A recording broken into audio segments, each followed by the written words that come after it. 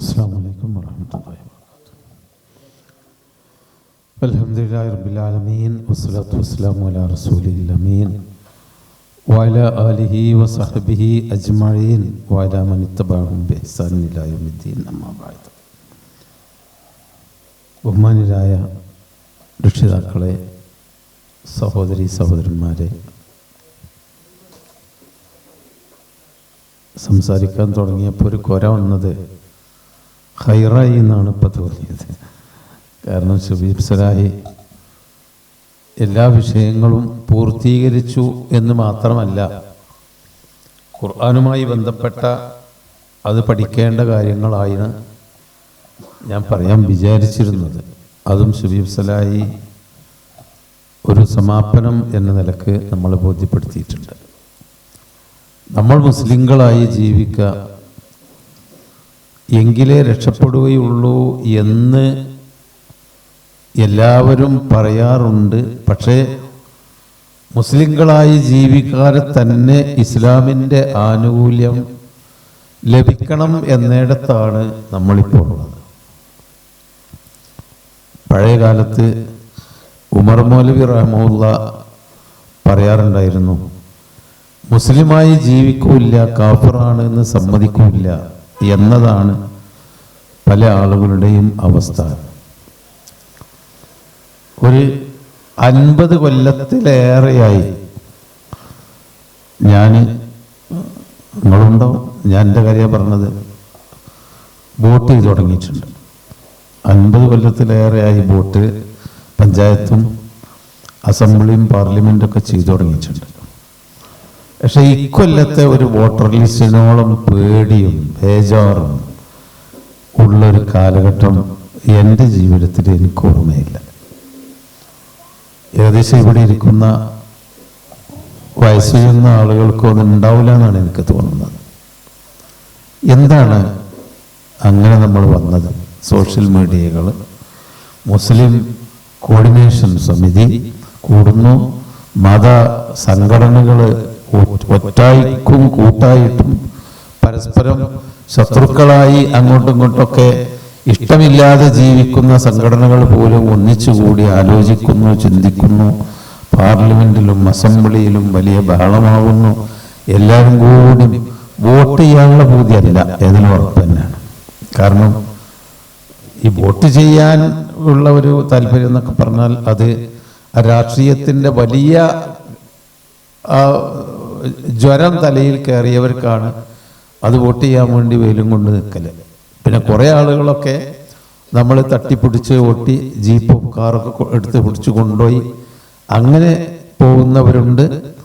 എന്നാൽ അതൊരു മതപരമായ ബാധ്യതയും കൂടിയാണ് എൻ്റെ സമ്മതിദാനാവകാശം രേഖപ്പെടുത്തൽ എന്ന നിലക്ക് അതൊരു ഉത്തരവാദിത്തമായി ചെയ്യാറുണ്ട്, അതൊരു ആവേശമല്ലെങ്കിൽ. പക്ഷെ ഇപ്പൊ നമ്മൾ ഈ ഒരു കൊല്ലം കണ്ട SIR അതൊന്നുമല്ല. അതിനേക്കാളും എന്തൊക്കെയോ നമ്മളെ ചില പരിഭ്രമങ്ങൾ നമ്മളെ അലട്ടുന്നുണ്ടല്ലോ. എന്താണ് ആ പരിഭ്രമം? മുസ്ലിങ്ങൾ ഇവിടെ ഒറ്റപ്പെടുമോ? മുസ്ലിങ്ങൾ ഈ രാജ്യത്തിൻ്റെ ഭാഗമല്ലാതെയാകുമോ? നമ്മൾ ഇവിടെ നിന്ന് ഓടിക്കപ്പെടുമോ? ആ ഒരു പരിഭ്രമം നമ്മുടെ മനസ്സിലുണ്ടല്ലോ. ആരൊക്കെയോ ഉണ്ടാക്കിയെടുത്തതാണ് എങ്കിൽ പോലും ഇതിൻ്റെ പേരിലാണ് ഈ കോലാഹലങ്ങളും അത് വെട്ടാനും തിരുത്താനും. ഇപ്പോൾ സോഷ്യൽ മീഡിയയിലൊക്കെ നമ്മൾ മൊബൈലൊക്കെ തുറന്നു നോക്കിയാൽ ഇതിൻ്റെ സംശയങ്ങൾ തീർക്കാൻ വേണ്ടി 10ഓ 15ഓ ആപ്പുകൾ, പിന്നെ ഗ്രൂപ്പുകൾ തന്നെയാണ്. എന്ത് സംശയം ഉണ്ടെങ്കിലും ഞങ്ങളോട് ചോദിച്ചോളി. അങ്ങനെ നടന്ന് ചോദിച്ച് ഓടി വന്ന് എന്നിട്ടത് ചേർക്കുന്നിടത്ത് ഒരുപാട് ഇതിൻ്റെ ചേർക്കാൻ വേണ്ടി നിശ്ചയിച്ച ഉദ്യോഗസ്ഥന്മാർ മരിച്ചുപോയവരുണ്ട്, അതിനുവേണ്ടി ബോധം കെട്ട് വീണവരുണ്ട്. ആകെ കൂടി ഒരു ബഹളം. എന്താണെന്ന് വെച്ചാൽ മുസ്ലിമായി ഇവിടെ തന്നെ നിലനിൽക്കാൻ കഴിയില്ലേ എന്നതാണ്. ആണതിൽ കുറേയൊക്കെ അതിൻ്റെ ഉള്ളിലുള്ളത് അതാണ്. ഇവിടെ തന്നെ നമുക്ക് മക്കളുടെ കുടുംബം, കുട്ടികളും പറമ്പും തോട്ടം കൃഷിയും വരെയൊക്കെ ആയിട്ട് മുസ്ലിം ആയതുകൊണ്ട് ജീവിക്കാൻ പറ്റൂല എന്നാണ്. പക്ഷെ ഈ ഓടി നടക്കുന്ന ആളുകളിൽ എത്ര പേര് അള്ളാഹുവിൻ്റെ ലിസ്റ്റിൽ മുസ്ലിങ്ങളുണ്ട്?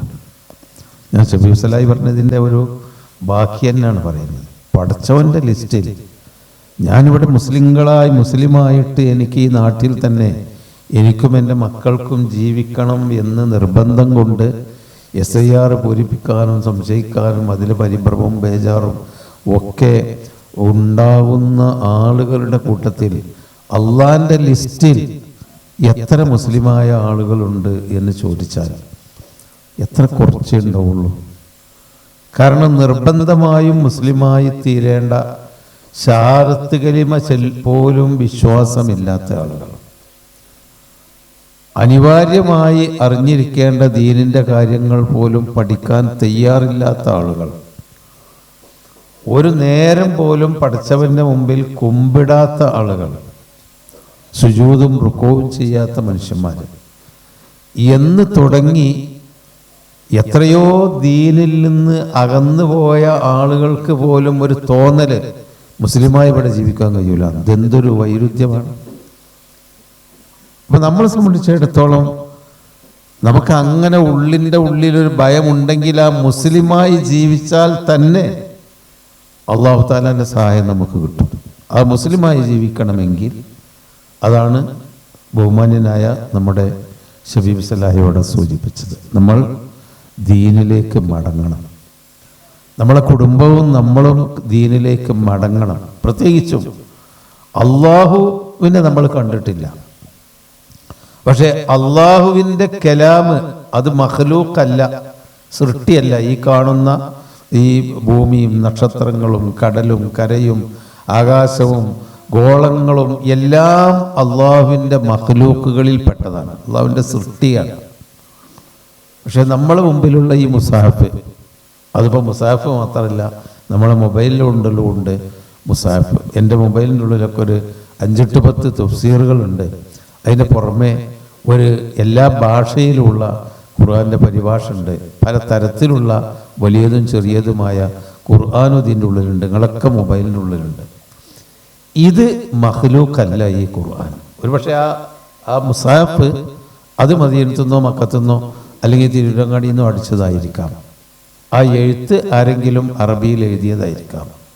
പക്ഷേ നമ്മൾ ആ ഓതുന്ന അഊദു ബില്ലാഹി മിനശ് ശൈത്വാനിർ റജീം എന്ന് തുടങ്ങി ബിസ്മില്ലാഹിർ റഹ്മാനിർ റഹീം അൽഹംദുലില്ലാഹി റബ്ബിൽ ആലമീൻ എന്ന് ആരംഭിക്കുന്ന ആ ഖുർആൻ മഖ്ലൂഖല്ല. അത് ഖാലിഖിൻ്റെ ഒരു ഭാഗമാണ്, സൃഷ്ടാവിൻ്റെ ഒരു ഭാഗമാണ്. പടച്ചവനെ നമ്മൾ കണ്ടിട്ടില്ലെങ്കിലും പടച്ചവൻ്റെ കലാമാണ് നമ്മൾ കേൾക്കുന്നത്. നമ്മൾ ഓതുമ്പോഴും നമുക്കൊരാൾ ഓരിത്തരുമ്പോഴും എവിടെ നിന്നെങ്കിലും ഖുർആൻ കേൾക്കുമ്പോഴും നമ്മൾ ആ കേൾക്കുന്നത് അള്ളാഹിൻ്റെ കലാമാണ്. അള്ളാഹുവിനെ കണ്ടിട്ടില്ലെങ്കിലും അള്ളാഹുവിനെ നമ്മൾ കേൾക്കുന്നുണ്ട്. ഈ പ്രപഞ്ചത്തിൽ അള്ളാഹുവിൻ്റെതായി ജീവനോടെ നമ്മുടെ മുമ്പിലുള്ള ആ ഖുർആനും നമ്മളും തമ്മിലുള്ള എന്താണ് ബന്ധം എന്നതൊരു വലിയ വിഷയം തന്നെയല്ലേ. നേരത്തെ സലാഹി പറഞ്ഞല്ലോ, അൻസൽനാ ഹാദൽ ഖുർആന അലാ ജബലിൻ ലറഅയ്തഹു ഖാശിഅൻ മുതസദ്ദിഅൻ മിൻ ഖസിയത്തില്ലാ. നമ്മളാ ഊരകമലയിലൊക്കെ വെടിപൊട്ടിച്ചിട്ട് ഒരു പാറൻ്റെ നല്ല 1 മീറ്റർ 1/2 മീറ്റർ വലിപ്പമുള്ള ഒരു കട്ട കിട്ടണമെങ്കിൽ, ഒരു പാറ കണ്ട് പൊളിഞ്ഞു വരണമെങ്കിൽ എത്ര ഹോഴ്സ് പവർ കുതിരശക്തി ഉപയോഗിച്ചിട്ട് വേണമെന്നറിയാമോ? ആ കരിമരുന്നുകൾ, മുത്തഫജ്ജിറാത്തുകളായിട്ടുള്ള സാധനങ്ങൾ അതിൻ്റെ ഉള്ളിലേക്ക് അടിച്ചിറക്കിയിട്ട് പൊട്ടിക്കാൻ, അതല്ലെങ്കിൽ അതിൻ്റെ കംപ്രഷറുകൾ എത്ര ശക്തിയോടുകൂടി ആ കംപ്രഷറിൻ്റെ ഉള്ളിലേക്ക് എത്തിയാലാണ് 1 മീറ്ററോ 1/2 മീറ്ററോ വലുപ്പത്തിലുള്ള പാറ പൊട്ടുക. പക്ഷെ അല്ലാഹു തആല പറയുന്നത് ആ പാറന്റെ മേൽ ഈ ഖുർആനം കൊണ്ട് ഇറക്കി കൊടുത്തിട്ടുണ്ടെങ്കിൽ ലൗ അൻസൽനാ ഹാദൽ ഖുർആന അലാ ജബലിൻ ലറഅയ്തഹു ഖാശിഅൻ മുതസദ്ദിഅൻ മിൻ ഖശിയത്തില്ലാ. ഈ ഖുർആൻ ഒരു മലക്ക് മുകളിലാണ് ഇറക്കിയതെങ്കിൽ ആ മല പൊട്ടി തകർന്ന് അതിങ്ങനെ ഉതിർന്ന് വീഴുമായിരുന്നു അള്ളാഹുവിനെ പിടിച്ചിട്ട്. അത്ര ശക്തമായി ഒരു സ്ഫോടന ശക്തിയുള്ള മനസ്സിന് അല്ലെങ്കിൽ മനുഷ്യന്റെ ചിന്തയെ സ്ഫോടനാത്മകമായി പൊട്ടി തകർക്കാൻ ശക്തിയുള്ള, പാറകൾ പൊട്ടിക്കാൻ പോലും ശക്തിയുള്ള ഈ ഖുർആന് മലയുടെ മുകളിൽ ഇറക്കിയാൽ അത് പൊട്ടിപ്പിളരുമെന്ന് അല്ലാഹു തആലാന്റെ കലാമിനെ പറ്റി അള്ളയാണ് പറഞ്ഞത്. ആ ഖുർആന് നമ്മുടെ തലയിലേക്ക് അല്ലാഹു തആല ഇറക്കി തന്നിട്ട് എന്താണ് നമുക്കുള്ള ഒരു മാറ്റം, അല്ലെങ്കിൽ എന്താണ് നമുക്ക് ആ ഖുർആനിനോടുള്ള ഒരു ഗൗരവം, അത് നമ്മൾ ആലോചിക്കേണ്ടതല്ലേ. കുറച്ചു മുമ്പ് ഞാൻ വിദേശത്ത് പോയപ്പോൾ എന്നോടൊരാൾ വിളിച്ച് പറഞ്ഞു, നിങ്ങൾ ഖുർആനിൻ്റെ ആ ഒരു വലിയ മുസാഫ് കൊണ്ടുവന്നായിരുന്നു. മദീനത്ത് വലിയ മുസാഫ് ഉണ്ടായത് ആണെങ്കിൽ നമ്മളൊരു 2-4 മീറ്റർ ദൂരത്തുനിന്ന് പിന്നെ നോക്കിയാലും കാണാൻ പറ്റുന്ന വലിയ എഴുത്തുള്ള വലിയൊരു മുസാഫ് എങ്ങനെ നിങ്ങൾ എത്തിച്ചേരും, ലഗേജൊക്കെ എന്തെങ്കിലും ഉണ്ടെങ്കിൽ ഞാൻ വെച്ചോളാം. അപ്പോൾ എന്താണെന്ന് വെച്ചാൽ എന്തിനാണത്? അപ്പം അതേ പറഞ്ഞ് എൻ്റെ കയ്യിൽ അന്ന് ചെറിയ മൈക്രോ മുസാഫ് ഉണ്ട്, ഒരു ചെറുവിരലിൻ്റെ ഒരു 1/2 ഇഞ്ചൊക്കെ വലിപ്പമുള്ള മൈക്രോ മുസാഫ് ഉണ്ട്, അതിൻ്റെ വലിയതുണ്ട്. അങ്ങനെ പലതും ഞാൻ ശേഖരിച്ചിട്ടുണ്ട്. എനിക്ക് കിട്ടാത്തൊരു സാധനം ഞാനൊരു സ്ഥലത്തിൽ കണ്ടു, അതൊരു വലിയ മുസാഫാണ്, അതും കൂടി ഒന്ന് കിട്ടണം.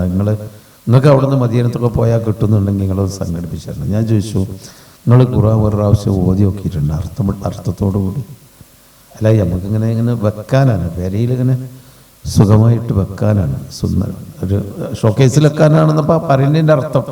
അപ്പോൾ കാരണം എന്താ, ചെറിയ മുസാഫ് വലിയ മുസാഫ്, അയാൾ മുസാഫ് ഒക്കെ ഉണ്ടല്ലോ, വലിയ കാര്യം തന്നെ. വേറെ ഏതെങ്കിലും വല്ല ബിംബങ്ങളെയും വേണ്ടാത്ത ചിത്രങ്ങളല്ല, മുസാഫാണ് അയാൾക്ക് താല്പര്യം. അപ്പം അയാളുടെ ഒരു കല അതാണ്, ഏറ്റവും മൈക്രോ മുസാഫ്, പിന്നെ ഇങ്ങനെ വലുതായിട്ട് ഇങ്ങനെ പോയിട്ട് അതിൻ്റെ മാക്സിമം കൊണ്ടുപോയി വെക്കാനാണ്. പക്ഷെ ഒരു പ്രാവശ്യം അതൊന്ന് വായിച്ചു നോക്കിയിട്ടുണ്ടോ എന്ന് ചോദിച്ചപ്പോൾ അതിപ്പോൾ എങ്ങനെ, ഇപ്പം നിങ്ങളൊക്കെ വായിക്കേണ്ടായിരിക്കും, നമുക്കത് വായിച്ചു പഠിക്കാൻ പറ്റുമെന്നാണ്.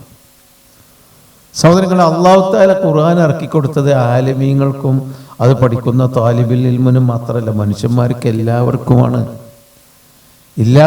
ഖുർആൻ പറയുന്നത് യാ അയ്യുഹന്നാസ് എന്നാണ്. ആളുകളെ, നമ്മൾ മനുഷ്യനാണെങ്കിൽ ആ മനുഷ്യന്മാർക്കൊക്കെ അല്ലാഹു തആല ഖുർആൻ ഇറക്കി കളഞ്ഞിട്ടുണ്ട്. അല്ലാതെ അതുപോലെ ഉസ്താദുമാർ ഓതി കൊടുക്കണ്ടോലെ പഠിച്ചിട്ടുണ്ടോലെ, അല്ലെങ്കിൽ ഖുർആൻ ഹാഫിളീങ്ങൾ കുട്ടികളെ ഓലെ പഠിപ്പിക്കുന്ന മുഹഫിളീങ്ങൾ ഓൽക്കല്ല, എല്ലാവർക്കും ഉണ്ട് ഖുർആൻ. പക്ഷേ അതിൻ്റെ പണ്ഡിതന്മാർ അതിൻ്റെ കുറച്ചുകൂടി ആയത്തിലും അതിൻ്റെ ഭാഷയൊക്കെ പഠിക്കുമെങ്കിലും ഖുർആന് നമ്മളെ സംബന്ധിച്ചിടത്തോളം നബി സല്ലല്ലാഹു അലൈഹി വസല്ലമ പറയുന്നത് ഇന്ന ഹാദൽ ഖുർആന യഹ്ദീ ലില്ലതീ ഹിയ അഖ്വം, നല്ല മാർഗത്തിലേക്ക് മനുഷ്യരെ ഓരോരുത്തരെയും വഴി കാണിക്കുന്നത് ഖുർആനാണെന്നാ. അപ്പൊ ഖുർആന് നമുക്ക് വഴി കാണിക്കണമല്ലോ. ഇപ്പൊ നബി സല്ലല്ലാഹു അലൈഹി വസല്ലമ പോലും, നബിക്കാണ് ഖുർആൻ ഇറക്കിയത് അല്ലാഹു തആല. എന്നിട്ട് ആ നബിയാണ് നമുക്ക് പഠിപ്പിച്ച് തന്നത്. ആ നബിയും സഹാബികളുമാണ് ആ ഖുർആൻ മുഴുവനും തലയിൽ കയറ്റി മനഃപ്പാഠമാക്കി ജീവിച്ച് കാന ഖുൽഖുൽ ഖുർആൻ, നബിയുടെ സ്വഭാവം ഖുർആനായിരുന്നു എന്ന് പറയുന്നു. ആ നബി പോലും പ്രാർത്ഥിക്കുന്ന പ്രാർത്ഥന നമ്മളൊക്കെ പ്രാർത്ഥിക്കാറുണ്ടായിരിക്കും എന്നാണ് ഞാൻ മനസ്സിലാക്കുന്നത്. രാത്രി സമയത്ത് നബി സല്ലല്ലാഹു അലൈഹി വസല്ലമ എഴുന്നേറ്റ് പ്രാർത്ഥിക്കാറുള്ളത് ഹദീസുകളിൽ കാണാം. അല്ലാഹുമ്മ റബ്ബ ജിബ്രായീല വമീകായീല വഇസ്രാഫീല ഫാത്തിറ السماوات والأرض عالم الغيب والشهادة أنت تحكم بين عبادك فيما كانوا فيه يختلفون اهدني لما اختلف فيه من الحق بإذنك إنك تهدي من تشاء إلى صراط مستقيم. ആരും അറിയാതെ എന്നും പകൽ നേരത്ത് സഹാബികളെ കൊണ്ടും മറ്റാളുകളെ കൊണ്ടും ബഹളമയമായി ജീവിക്കുന്ന റസൂല് രാത്രി സമയത്ത് ആരും അറിയാതെ എഴുന്നേറ്റ് നിന്ന് അള്ളാഹുവിനോട് പറയുകയാണ്, റബ്ബേ, ജിബ്രീലിന്റെ റബ്ബേ, മീകാഈലിന്റെ റബ്ബേ, ഇസ്രാഫീലിന്റെ റബ്ബേ, രക്ഷിതാവേ, ഗൈബറിയുന്ന കാണുന്നതും കാണാത്തതുമെല്ലാം അറിയുന്ന റബ്ബേ, ആകാശഭൂമികളെ സൃഷ്ടിച്ച റബ്ബേ, സിറാത്തുൽ മുസ്തഖീമിലേക്ക് എന്നെ നീ വഴി കാണിക്കണം. ഇതാരാ ഈ പറയുന്നത്? സിറാത്തുൽ മുസ്തഖീമിലേക്ക് എന്നെ വഴി കാണിക്കണമെന്ന് ആ ഖുർആൻ സിറാത്തുൽ മുസ്തഖീം നമുക്ക് പഠിപ്പിച്ചു തന്ന റസൂല് അള്ളാഹിനോട് പ്രാർത്ഥിക്കാണ്, ആരും കാണാതെ, ആൾക്കൂട്ടത്തിലല്ല, ആരും അറിയാതെ ഒറ്റക്ക് നിന്ന് പ്രാർത്ഥിക്കാണ്, സിറാത്തുൽ മുസ്തഖീം കിട്ടണം എനിക്ക്. നബി സല്ലല്ലാഹു അലൈഹി വസല്ലമയുടെ ഓരോ പ്രാർത്ഥനകളും നിങ്ങൾ എന്തിനാണ് നബിയൊക്കെ അങ്ങനെ പ്രാർത്ഥിക്കുന്നത്? നമ്മളൊക്കെ പ്രാർത്ഥിക്കാറുണ്ട്, നമ്മളൊക്കെ പാപ്പികളാണ്. പക്ഷെ പ്രവാചകൻ പോലും അത്തരം മർമ്മപ്രധാനമായ പ്രാർത്ഥനയ്ക്ക് ഉത്തരം കിട്ടുന്ന, എല്ലാവരും കിടന്നുറങ്ങുന്ന സമയത്ത് എഴുന്നേറ്റ് നിന്നിട്ട്, അവിടുത്തെ ഹദീസുകളിൽ കാണാം, ഈ നല്ല തിളച്ച് ചൂടായിട്ട് പഴുത്തു നിൽക്കുന്ന ചീനച്ചട്ടിയിലേക്ക് വെളിച്ചെണ്ണ പാർന്നാൽ കേൾക്കുന്ന ഒരു ശബ്ദമുണ്ടല്ലോ, ചീ എന്ന ശബ്ദം. ആ ഒരു ശബ്ദം പ്രവാചകന്റെ നെഞ്ചിൽ നിന്ന് ഈ പ്രാർത്ഥന പ്രാർത്ഥിക്കുമ്പോൾ പുറത്തേക്ക് വന്നിരുന്നു. അവർ ഞരക്കം, അത്ര ഞരങ്ങി മൂളി പ്രയാസപ്പെട്ടുകൊണ്ട് ആരുമറിയാതെ റസൂല് പ്രാർത്ഥിക്കുന്ന പ്രാർത്ഥന എന്താണ്? സിറാത്തുൽ മുസ്തഖീമിലേക്ക് തരണം. ജിബ്രീലിന്റെ, മീകായിലിന്റെ, ഇസ്രാഫീലിന്റെ റബ്ബ്, ആകാശഭൂമികൾ സൃഷ്ടിച്ച റബ്ബിനെ വിളിച്ച്, അതുപോലെ ഗൈബും ഷഹാദത്തും അറിയുന്ന, കാണുന്നതും അദൃശ്യവും ദൃശ്യവും അറിയുന്ന റബ്ബിനെ വിളിച്ച് എല്ലാ ഭിന്നതകളും എല്ലാ അഭിപ്രായ വ്യത്യാസങ്ങളും അറിവുകേടുകളും ഒക്കെ നീക്കി സിറാത്തുൽ മുസ്തഖീം എനിക്ക് പഠിപ്പിച്ചു തരണം. ആ സിറാത്തുൽ മുസ്തഖീമാണ് അള്ളാഹു നമുക്ക് പഠിപ്പിച്ചു തന്ന ഖുർആൻ. റസൂല് പോലും ആ സിറാത്തുൽ മുസ്തഖീമിന് വേണ്ടി പ്രാർത്ഥിച്ചിട്ടുണ്ടല്ലോ. യൂസുഫ് നബി അലൈഹി സ്വലാമിന്റെ ചരിത്രത്തിൽ കാണാം ഒരു വലിയ പ്രാർത്ഥന, ചെറിയതൊന്നുമല്ല, ഒരു വല്ലാത്ത മനസ്സിൽ തട്ടുന്ന പ്രാർത്ഥന. നാട്ടുകാർ കൊണ്ടുപോയിട്ട്, സഹോദരന്മാർ കൊണ്ടുപോയി കിണറ്റിലിട്ട് മരിച്ചോട്ടെ, എവിടെയെങ്കിലും ഉണ്ട്, അല്ലെങ്കിൽ എങ്ങനെയെങ്കിലും ആയിക്കോട്ടെ എന്ന് പറഞ്ഞ് അവസാനം അടിമയായി കച്ചവടക്കാർ കൊണ്ടുപോയി ഈജിപ്തിൽ വിറ്റ് അവിടെ ആ കൊട്ടാരത്തിൽ അടിമയായി താമസിച്ചു. അവിടെ നിന്ന് ഒരുപാട് പരീക്ഷണങ്ങളുണ്ടായി.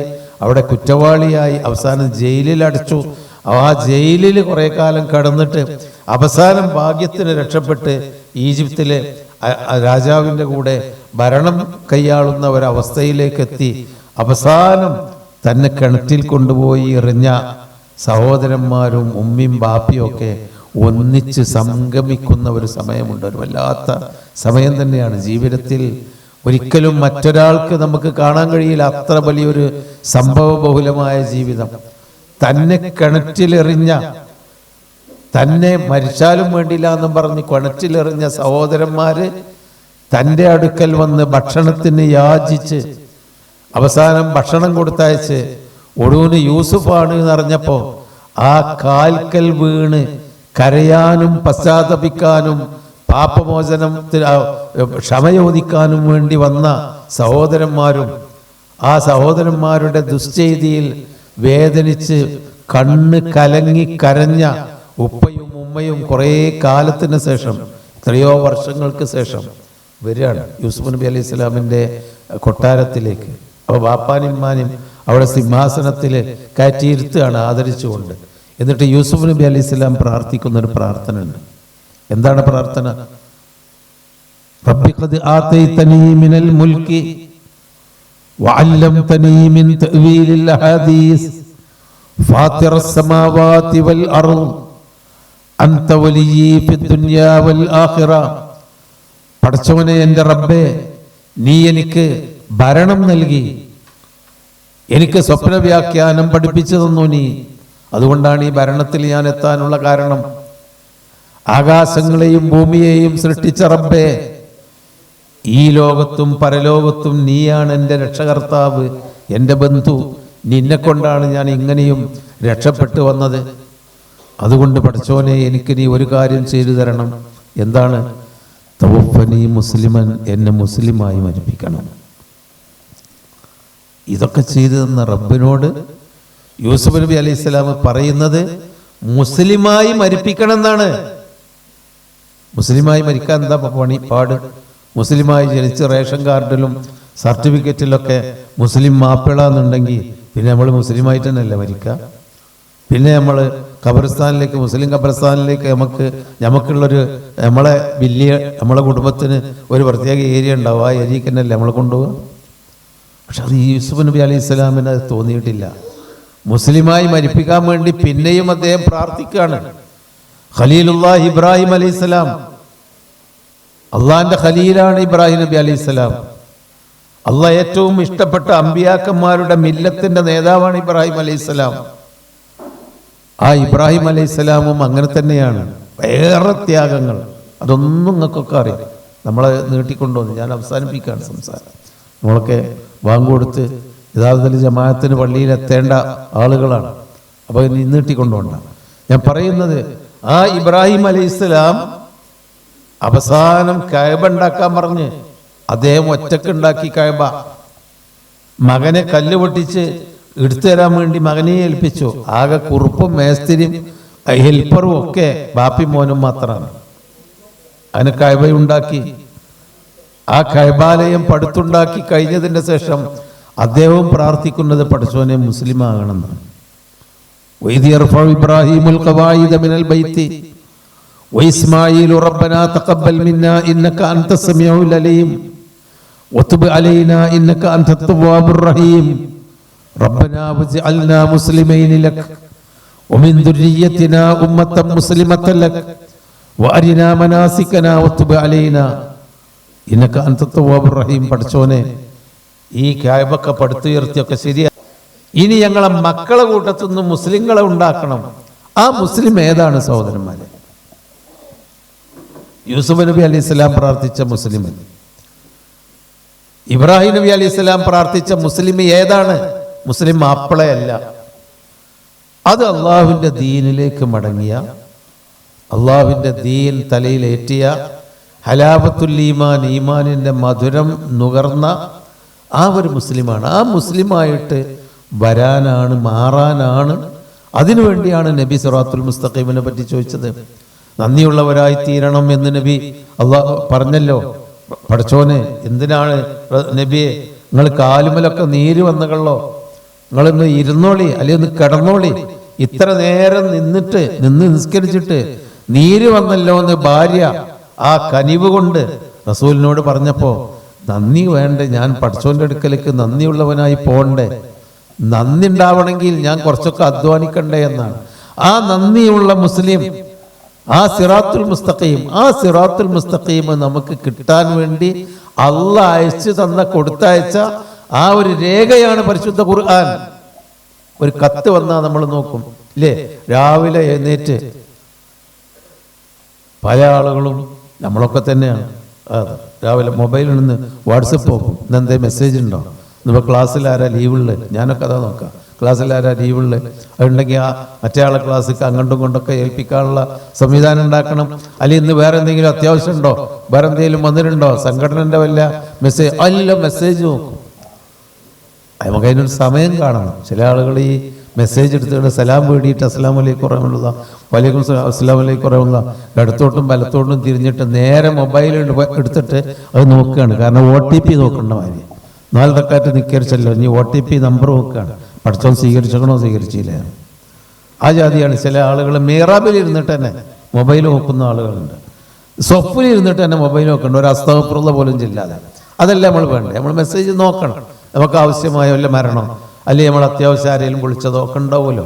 സഹോദരന്മാരെ, ഇതൊക്കെ നോക്കിയിട്ട് നമ്മളെ കാര്യങ്ങൾ തീരുമാനിക്കാൻ ആഗ്രഹിക്കുന്ന നമ്മള്, പഠിച്ചോ നമുക്കൊരു മെസ്സേജ് അയച്ചു തന്നിട്ടുണ്ട്, വലിയൊരു മെസ്സേജ്. അതാണ് ഖുർആൻ. ആ ഖുർആനെ നമ്മളോട് അല്ലാഹു തആല ആദ്യം തന്നെ പറഞ്ഞത് വായിച്ചോട്ടോ, വായിച്ചോട്ടോ, ഇഖ്റ ബിസ്മി റബ്ബിക്കല്ലദീ ഖലഖ്, വായിക്കത്. ആ മെസ്സേജ് മാഞ്ഞു പോയിട്ടില്ല, ഡിലീറ്റ് ചെയ്ത് പോയിട്ടില്ല. അത് ഇഖ്റ ഇപ്പോഴും ഉണ്ട്. നമ്മൾ വായിച്ചോ. എന്താണ് ഇഖ്റ എന്ന് പറഞ്ഞാൽ? അതങ്ങനെ ഇരുന്ന് മൂളി ഓതുക എന്നുള്ളതല്ല, കൃത്യമായിട്ട് അതിൻ്റെ അക്ഷര സ്ഫുടത പാലിച്ചുകൊണ്ട് വായിച്ച് പഠിക്കുക. ഖറഅ എന്ന് പറഞ്ഞാൽ വെറും ഓത, നാവ് കൊണ്ടുള്ള അധര വ്യായാമമല്ല ഖറഅ. നേരെ മറിച്ച് വായിക്കുക എന്ന് പറഞ്ഞാൽ അത് ശരിക്കും ചിന്തിച്ച് ആലോചിച്ച് മനസ്സിലാക്കി വായിക്കൽ തന്നെയാണ്. പത്രം വായിച്ചോ? ഇന്ന് പത്രം വായിച്ചോ? രാവിലെ പത്രം വായിച്ചോ? ആ, പത്രം വായിച്ചിട്ടില്ല, ഞാൻ വായിച്ചിട്ടില്ല. അലി വായിച്ചു. എന്താന്ന് ഇന്നത്തെ ബീഹാറിലെ തെരഞ്ഞെടുപ്പിന്റെ ഫലം നമ്മൾ ചോദിക്കുന്ന? അല്ല, ഞാൻ വായിച്ചിട്ട്, ഞാൻ ഓതിയിട്ടേ ഉള്ളൂ, വായിച്ചിട്ടില്ല എന്ന് നമ്മൾ പറയില്ലല്ലോ. പത്രം ഓതലല്ല, പത്രം വായിക്കാൻ എന്താ ആ കാര്യം മനസ്സിലാക്കുകയാണ്. അതുപോലെ ഇഖ്റ, നീ വായിക്കുക എന്ന് പറഞ്ഞാൽ പഠിച്ച് വായിച്ച് പഠിക്കുന്ന, വായിച്ച് പഠിക്കുകയാണ്, അല്ലാതെ വെറും ഓതുക എന്നുള്ളതല്ല. ഓതിയ കൂലിട്ടോ. നബി സല്ലല്ലാഹു അലൈഹി വസല്ലം പറഞ്ഞിട്ടുണ്ട്, ഖുർആന്റെ ഒരക്ഷരം ഓതിയാൽ അതിന് 10 കൂലി കിട്ടും. ലാ ഖുലു അലിഫ് ലാം മീം ഹർഫുൻ. അലിഫ് ലാം മീം എന്നുള്ളത് ഒരറഫല്ല, അലിഫ് ലാം മീം 3 അറഫ. അലിഫ് ലാം മീം ഓതിയാൽ ചുരുങ്ങിയത് 30 കൂലി അള്ളാഹു തരും, ഓതുന്നതിന് മാത്രം. ഇനി അർത്ഥം അറിയാതെ ഓതിയാൽ പോലും കൂലി കിട്ടും, അത് വേറെ തന്നെയാണ്. പക്ഷെ നമ്മളോട് കൽപ്പിച്ചത് അർത്ഥം അറിയാതെ ഓതാനല്ല, അതിന് കൂലി തരും അള്ളാഹു തആല, അത് വേറെയാണ്. അള്ളാഹു കൂലി തരും. അത് അള്ളാഹിൻ്റെ കലാമായതുകൊണ്ടുള്ള അതിൻ്റെ ആ ഫضല് ശ്രേഷ്ഠതയാണ്. അള്ളാഹിൻ്റെ കലാമ് നമ്മൾ അങ്ങനെ അർത്ഥം അറിഞ്ഞിട്ടില്ലെങ്കിലും അത് ആ ശുദ്ധമായി ഓതിയാൽ അള്ളാഹ് നമുക്ക് ആ കലാമിൻ്റെ മഹത്വത്തിൻ്റെ പരിഗണന കിട്ടും. പക്ഷെ നമ്മളോട് കൽപ്പിച്ചത് അത് ഓതാൻ മാത്രമല്ല, അത് പഠിക്കാനാണ്. ഇഖ്റ വായിച്ച് പഠിക്കുന്ന ബിസ്മി റബ്ബിക്കല്ലദീ ഖലഖ്. സഹോദരങ്ങളെ, എത്ര ആൾ വായിച്ച് പഠിച്ചിട്ടുണ്ട്? ഫാത്തിഹ പഠിച്ചവർ എത്ര ആളുണ്ട്? ഫാത്തിഹന്റെ അർത്ഥം പഠിച്ചവർ എത്ര ആളുണ്ട്? നമ്മൾ നിസ്കാരത്തിൽ സാധാരണ ഓരുന്ന സൂറത്തുകളുടെ അർത്ഥം പഠിച്ചവർ എത്രയുണ്ട്? നബി സല്ലല്ലാഹു അലൈഹി വസല്ലം ഖുർആൻ ഓതിയപ്പോൾ അബൂജാഹിലും കൂട്ടരൊക്കെ പറഞ്ഞിരുന്നു, ഖാലൂ ലാ തസ്മഊ ലിഹാദൽ ഖുർആനി വൽഗൗ ഫീഹി ലഅല്ലക്കും തഗ്ലിബൂൻ. ഓല് മക്കത്ത് ഇങ്ങനെ വിളിച്ചു പറയാണ്, നബി അവിടുന്ന് ഖുർആൻ ഓതും. അബൂബക്കർ സിദ്ദീഖ് ആ ശരീഅത്ത് മക്ക ഉണ്ടായിരുന്ന അവിടെയാണ് അബൂബക്കർ സിദ്ദീഖ് റളിയല്ലാഹുവിന്റെ വീടുണ്ടായിരുന്നത്. മൂപ്പര ആ വീട്ടിൽ നിന്ന് ഖുർആൻ ഓതും. ആളുകൾ ഇങ്ങനെ സ്വകാര്യമായിട്ട് ചൂടോർത്ത് അവിടെ പോയി നിൽക്കും അബൂബക്കർ സിദ്ദീഖിന്റെ വീട്ടിൽ. നബി സല്ലല്ലാഹു അലൈഹി വസല്ലം ഇവിടുന്ന് ഖുർആൻ ഓതും. അലി ഇബ്നു അബീ ത്വാലിബ് അപ്പുറത്തുനിന്ന് ഖുർആൻ ഓതും. ഇതൊക്കെ മുശ്രിക്കീങ്ങൾ കേട്ട് നിൽക്കുകയാണ്. കാരണം ഓൽക്കിത് തലി കയറുന്നുണ്ട്, ഓല ഭാഷയല്ലേ. അപ്പോൾ അബൂജാഹിലും കൂട്ടരും എന്ന് പറഞ്ഞത്, വഖാലൂ ലാ തസ്മഊ ലിഹാദൽ ഖുർആൻ, നിങ്ങൾ ഈ ഖുർആൻ കേൾക്കാൻ പോണ്ട, വൽഗൗ ഫീ, വല്ല കച്ചറ ഉണ്ടാക്കിക്കോളി, ബഹളം ഉണ്ടാക്കിക്കോളി, ലഅല്ലക്കും തഗ്ലിബൂൻ, നാളെ നിങ്ങൾക്ക് രക്ഷപ്പെടാനും വിജയിക്കാൻ കഴിയുള്ളൂ. നമ്മളൊരു നിലപാട് അതാണ്. ഖുർആൻ നമ്മൾ ഓതുന്നു, പക്ഷേ ഖുർആൻ നമ്മൾ പഠിക്കുന്നില്ല, മനസ്സിലാക്കുന്നില്ല. അത് നമ്മൾ മനസ്സിലാക്കാനും പഠിക്കാനും നമ്മൾ തയ്യാറായേ തീരൂ. അല്ലാതെ അല്ലാഹു തആല നമ്മളെ ഒരിക്കലും വിടുകയില്ല. അള്ളാഹിന്റെ കലാമ് പഠിക്കാൻ 1400 കൊല്ലമായി ഈ ഖുർആൻ ഇറങ്ങിയിട്ട്.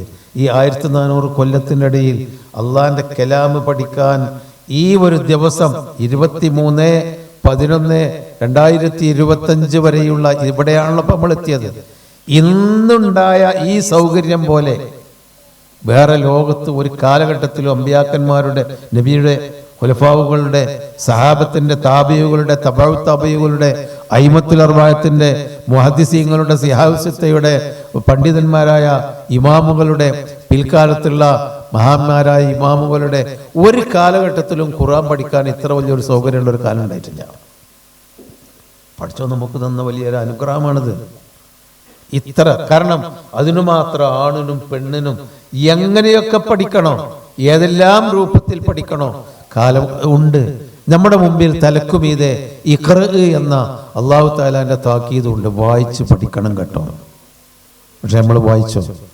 അവിടെ നമ്മൾക്ക് ബഹളമാണ്.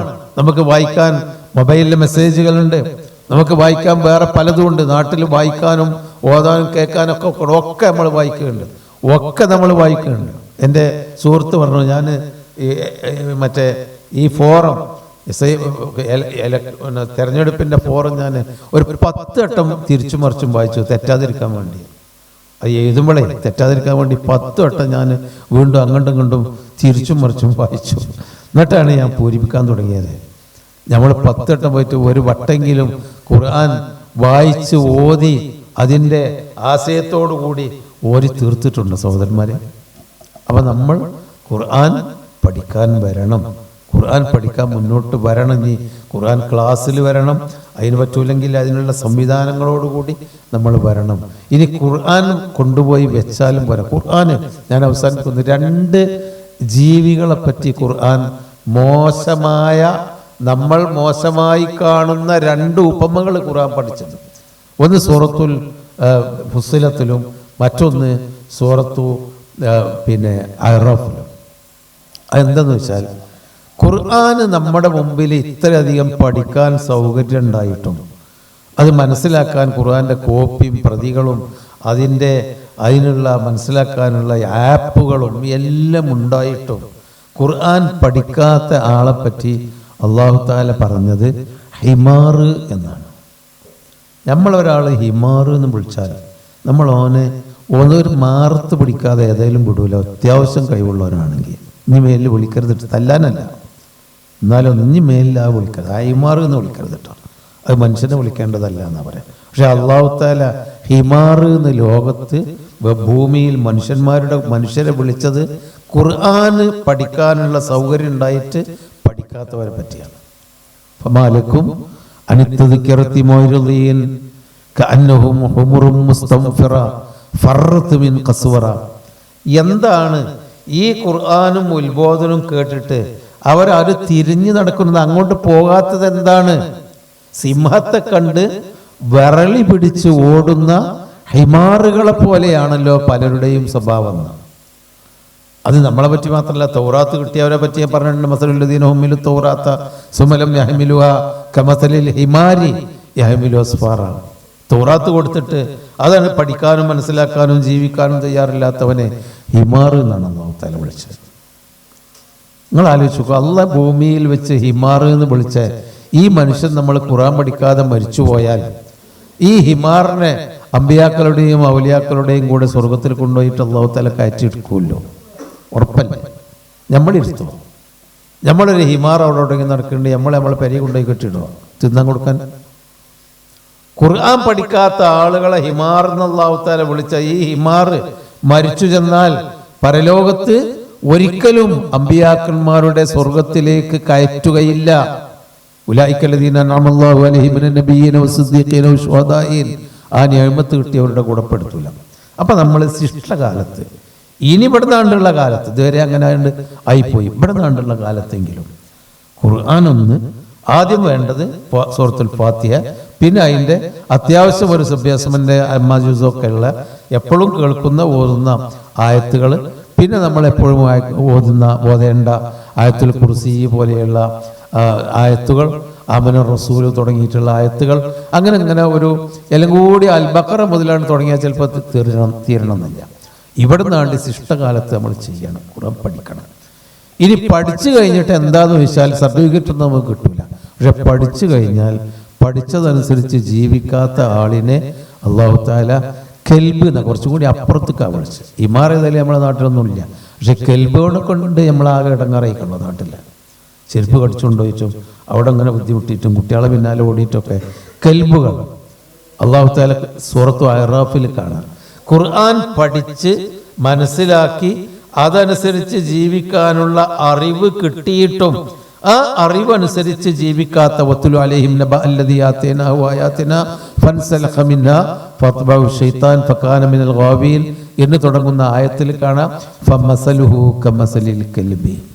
പഠിച്ചു മനസ്സിലാക്കി, എന്നാൽ അത് ജീവിതത്തിൽ, തൻ്റെ സ്വഭാവത്തിൽ, തൻ്റെ ഇബാദത്തിൽ, തൻ്റെ വിശ്വാസത്തിൽ, തൻ്റെ സ്വഭാവത്തിൽ, തൻ്റെ മനുഷ്യരുടെ ഇടപാടിൽ, തൻ്റെ സാമ്പത്തിക മേഖലകളിൽ ആ ഖുർആൻ നമ്മളെ പഠിപ്പിച്ച ആ ഒരു തസ്കിയത്തും തെർബിയത്തും ഇല്ലാതെ, എന്നാൽ ഖുർആനൊക്കെ അവനുണ്ട്, അല്ല അറിയാം, വിവരമൊക്കെ ഉണ്ട്, പക്ഷെ അത് ജീവിതത്തിൽ പകർത്താത്തവനെ അല്ലാഹു തആല ഫമസലുഹു കമസലിൽ കൽബി, അവൻ്റെ ഉപമ കെൽബിനെ പോലെയാണ്. കെൽബിൻ്റെ അർത്ഥം ഇവിടെ ചെറിയ കുട്ടിയൊക്കെ പോലും ഞാൻ പറഞ്ഞതിൻ്റെ ആവശ്യമില്ല. അത്രയും മോശമായ ഉപമ അല്ലാഹു തആല പഠിച്ചിട്ട് പയറ്റാത്തവനെയും, എന്നാൽ ഖുർആൻ കൊണ്ടുവന്ന് പഠിക്കാനുള്ള സൗകര്യമുണ്ടായിട്ട് പഠിച്ച് നോക്കാത്തവനെ ഹിമാറും, പഠിച്ചിട്ട് അതനുസരിച്ച് ജീവിക്കാൻ തയ്യാറില്ലാത്തവനെ കെൽബുമായി ഉപമിച്ചിട്ടുണ്ട് അല്ലാഹു തആല സഹോദരന്മാരെ. അതുകൊണ്ട് ഹിമാറും കെൽബുമായിട്ട് മരിക്കാതിരിക്കണമെങ്കിൽ, മനുഷ്യനായിട്ട് മരിക്കണമെങ്കിൽ, ലാ ഇലാഹ ഇല്ലല്ലാഹ് ചൊല്ലി മരിക്കണമെങ്കിൽ അല്ലാഹു തആലാന്റെ കലാമ് നമ്മൾ പഠിക്കണം, മനസ്സിലാക്കണം. നാളെ പരലോകത്തെത്തുമ്പോൾ നമ്മളെ കൈ പിടിക്കാനുള്ള ആർക്കെങ്കിലും അല്ലാഹു തആല ആരെങ്കിലും ഖുർആൻ ഓതിയിട്ടുണ്ടെങ്കിൽ, ഖുർആൻ പഠിച്ചിട്ടുണ്ടെങ്കിൽ ആ ഖുർആൻ അവന്റെ ശിപാർശകനാകും എന്നൊക്കെ ഒരുപാട് വചനങ്ങളിൽ അസ്സിയാമു വൽ ഖുർആൻ യശ്ഫആനി യൗമൽ ഖിയാമ, ഖിയാമത്ത് നാളിൽ നമ്മളെ ശിപാർശകരായി ഖുർആനാണ് നമുക്കുണ്ടായിരിക്കുക, നോമ്പും ഖുർആനുമാണ് നമുക്കുണ്ടായിരിക്കുക എന്ന് നബി പറഞ്ഞിട്ടുണ്ട്. അതുപോലെ ഖൈറുക്കും മൻ തഅല്ലമൽ ഖുർആന വഅല്ലമഹു, ഖുർആൻ പഠിച്ചവനും പഠിപ്പിച്ചവനുമാണ് നല്ലവൻ എന്ന് പറഞ്ഞിട്ടുണ്ട്. ആ കൂട്ടത്തിൽ അല്ലാഹു സുബ്ഹാനഹു വ തആല നമ്മളെല്ലാം ഉൾപ്പെടുത്തുമാറാവട്ടെ. നമ്മിൽ നിന്ന് വന്നുപോയ തെറ്റുകുറ്റങ്ങൾ അല്ലാഹു തആല വിട്ടുപുറത്ത് മാപ്പാക്കി തരുമാറാവട്ടെ. അല്ലാഹുവിൻ്റെ കലാമ് മനസ്സിലാക്കാനും പഠിക്കാനും പഠിച്ചത് എത്ര കുറച്ചാണെങ്കിലും അതനുസരിച്ച് ജീവിക്കാനുമുള്ള അറിവും തൗഫീക്കും ബോധവും അല്ലാഹു നമുക്കെല്ലാം നൽകുമാറാവട്ടെ. പ്രയാസങ്ങളിൽ നിന്നെല്ലാം അല്ലാഹു തആല നമ്മളെ കാത്തുരക്ഷിക്കുമാറാവട്ടെ. വസല്ലല്ലാഹു വസല്ലമ അലാ ഖൈരി ഖൽഖിഹി മുഹമ്മദിൻ വഅലാ ആലിഹി വസഹ്ബിഹി അജ്മഈൻ.